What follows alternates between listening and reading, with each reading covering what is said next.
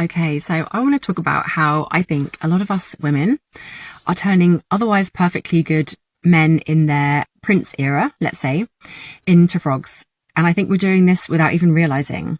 And actually, we have the power to support them in becoming a king instead.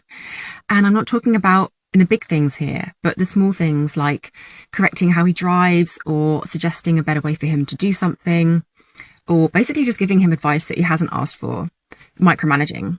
And we think like, okay, if we can just do a little bit to help, if we can just make this little thing that he's doing even better, then everything will be okay.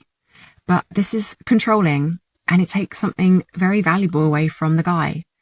And some men will become defensive frogs and argue back. And others won't say anything, but they'll become resentful frogs. But some will become passive frogs, and they'll hand over the leadership to the woman, which will lead to us having even more responsibilities within the relationship or the household, which will build resentment in the woman. And of course, we don't mean for it to come across this way, and we're just trying to be helpful, but the outcome is always the same, which is that attraction will fade, trust will erode, and nobody ends up feeling good. And the thing is, masculine men don't want to be improved. They want to feel trusted by us and accepted just how they are. And they want to feel like they can lead and that they're doing a good job.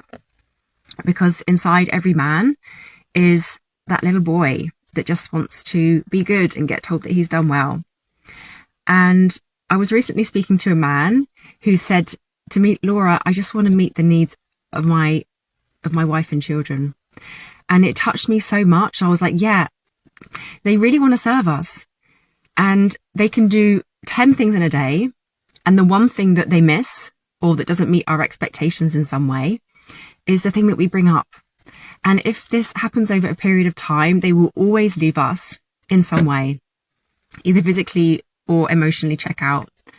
And so it isn't about stuffing down our needs, but about learning when and how to express them, and when to pause and notice that we're actually trying to control the situation. And this is exactly what I teach inside my Dating Reset mini program, how to communicate honestly while keeping polarity and therefore attraction, and more importantly, I think, trust alive in the connection, and to bring out the king instead of the frog. So if you're curious to try a different approach, you can find more information in the link in my bio, or feel free to reach out to me directly.